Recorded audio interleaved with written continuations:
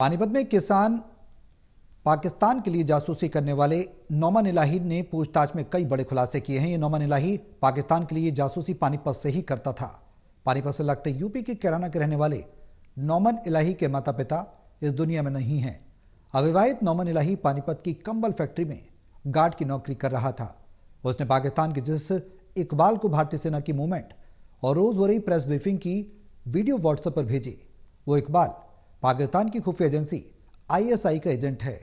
दोनों यूपी के कैराना के रहने वाले हैं। पाकिस्तान के लिए जासूसी करने वाले 24 साल के नौमान इलाही से पानीपत की CIA 1 ने और जानकारी हासिल की है। 10वीं पास नौमान इलाही के मां बाप मर चुके हैं। वो पानीपत की एक कंबल फैक्ट्री में गार्ड का काम करता था और 4 महीने से अपनी बहन के घर बबैल रोड पर रह रहा था। उसकी गिरफ्तारी के बाद उसके मोबाइल से ऑपरेशन सिंदूर के दौरान ट्रेन में सेना की मूवमेंट और भारत में लगातार हो रही प्रेस ब्रीफिंग की रिकॉर्डिंग मिली है। सेना की ट्रेन की मूवमेंट की रिकॉर्डिंग उसने पानीपत रेलवे स्टेशन पर की थी। चूंकि वो पानीपत से लगते यूपी के कैराना का रहने वाला था, सो मीडिया पानीपत में उसके जीजा के घर पहुंचा, जहां वो कई बार रात को आता और सोकर सुबह वापस लौट जाता।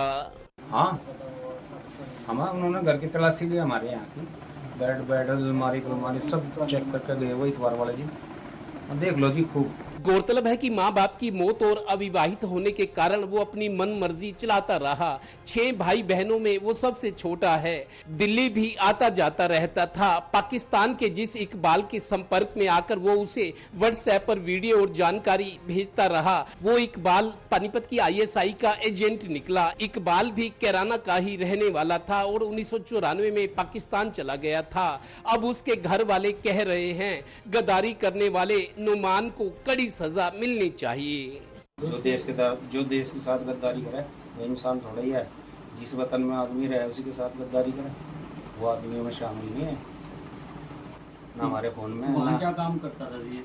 हाँ, कैराना में वहाँ तो पढ़ा करता ही, पढ़ने के बाद पढ़ाई छूट गई, बाप मर गया, इसका पढ़ाई छूट गई। गौरतलब है कि पानीपत पुलिस ने उसे 7 दिन के रिमांड पर लिया है। पानीपत के SP इस मामले में अभी बस इतना ही बता रहे हैं। अभी जांच प्रारंभिक चरण में है। इस व्यक्ति से जो भी हमने पूछताछ की है, उसके आधार पर जो नाम सामने आए हैं उनके बारे में भी हम उसको और उसकी पुष्टि कर रहे हैं। साथ में ही जो अन्य दस्तावेज हमें एकत्रित करने हैं वो कर रहे हैं, क्योंकि जांच अभी प्रारंभिक चरण में है, इसलिए अधिक जानकारी इस समय मुहैया नहीं करवाई। यानी अब आया ऊंट पहाड़ के नीचे।